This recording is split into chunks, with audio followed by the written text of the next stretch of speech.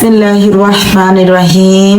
হযরত আবু যর রাদিয়াল্লাহু আনহু হতে বর্ণিত রাসূলুল্লাহ সাল্লাল্লাহু আলাইহি ওয়াসাল্লাম ইরশাদ করিয়াছেন, সর্বশ্রেষ্ঠ আমল হলো আল্লাহ তাআলার জন্য কাউকে মহব্বত করা এবং আল্লাহ তাআলার জন্য কাউকে দুশমনী হিসেবে ভাবা।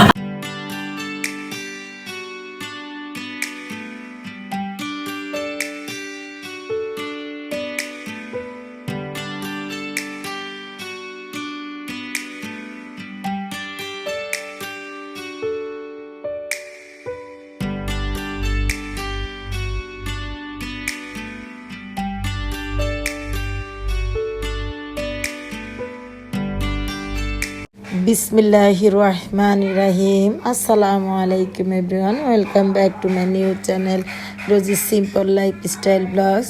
আশা করি আল্লাহর রহমতে সবাই ভালো আছেন। আলহামদুলিল্লাহ আমরাও ভালো আছি।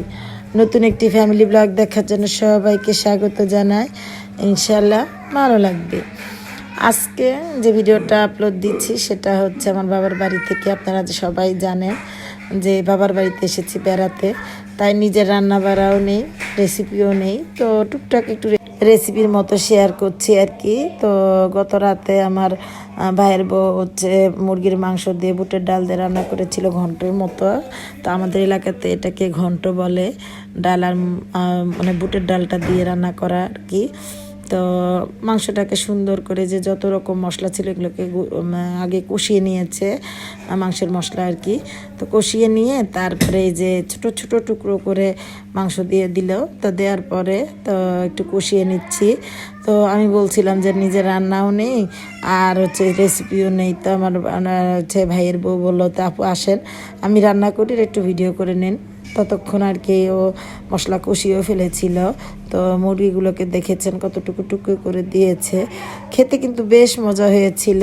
তো ঢেকে এখন একটু কষিয়ে নিচ্ছে। কি যে অস্বস্তিকর পরিবেশে আছি বললে বোঝানো যাবে না।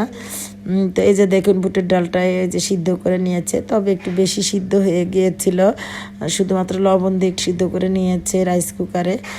কারণ আমাদের এদিকে সিলিন্ডার গ্যাস ব্যবহার করা হয়, মানে লাইনের গ্যাস নাই। তো এই যে ফাঁকে দিয়ে আবার এই যে ডালটাও দিয়ে দিয়েছে কষানোর পর। তো দিয়ে এখন অল্প পানি দিয়ে রান্না করে নিবে। তো যতই বাচ্চাদেরকে না করি চিলাচিলি করতে না, তো এখানে অনেক বাচ্চার সমারোহ। আমার ভাইয়ের বাচ্চারা আছে, আমার বোনের বাচ্চারা আছে, আমার বাচ্চা আছে। তো সবাই শুধু দুষ্টামি করে, ছোট মানুষ তো কিছু বলাও যায় না। তো আমার ভিডিওর ভিতরে একটু মানে শব্দ শোনা যাবে, প্লিজ ইগনোর করে নেবেন। তো ওই যে ডালটা ওইভাবে অতটুকু পরিমাণে রেখেছিল। তো এটা আবার সকালবেলা, রাতের বেলায় ঘন্টটা অর্ধেক রান্না করে রেখেছিল।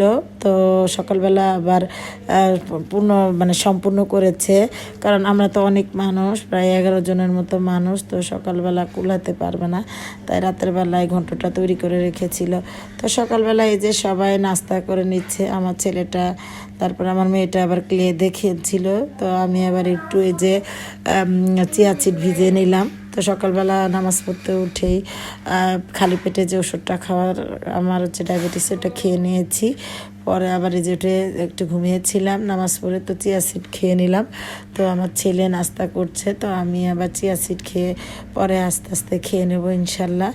আর ঘন্টটা কিন্তু অনেক মজা ছিল, ইচ্ছে করলে আপনারা এইভাবে ট্রাই করে দেখতে পারেন, খুব মজা হয়।